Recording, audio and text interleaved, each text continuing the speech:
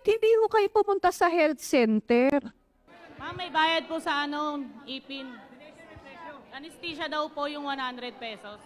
Aba, mali yan. Bawal ang donate. Hindi dapat. Walang ganon.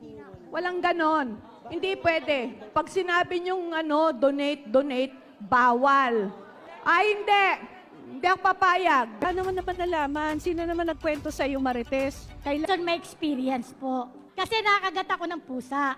Ngayon, ang sabi nila, sabi kasi, pumunta ng center. Nung pumunta ako ng center nung umaga, ang mga staff, puro mga nagchichismisan. Ngayon, ginawa ko, tinanong ko yung isa, anong oras po ba pwedeng magpa-check up? Kasi nakagat ako ng pusa. Tinuro yung isa. Pumunta ako dun sa isa. Pagpunta sa isa, tinuro din yung isa. Nung huling turo, ang salita sa akin, ma'am, kakain pa kami. Alas 10. Sabi ko, di ba alas 12? Meron bang break time ang yung government? Siyempre, kakain kami. O sige, naghintay ako hanggang alauna. Bumalik ako alauna. Wala. Ang kahulian, ang salita sa akin, punta ka ng City Hall.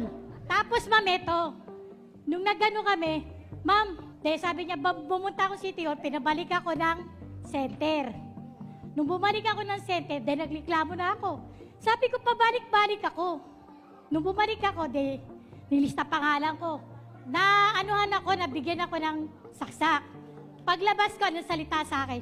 Ma'am, magbigay ka rito sa box. Anong box? Para saan? Donation daw. Ano po ba yan? Teka muna, sabi ko gano'n, wala akong pera eh. Pero kahit may pera ako, wala akong pera. Ma'am, hindi po pwede. Ganun ba? Sabi ko, Neng, pinsan ko si Yul. Ginanong ko na lang.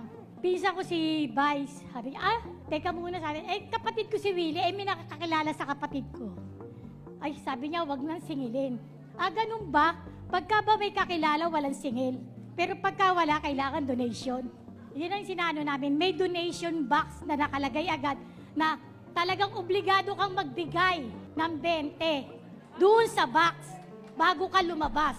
Dapat pala, dinala ko rito yung San Nicolas Health Center. Hindi ko po kinukonsinti yan. Hindi ko po kinukonsinti yan. Para lang ho alam ninyo. Hindi naman po sa lahat ng pagkakataon na babantayan natin sila.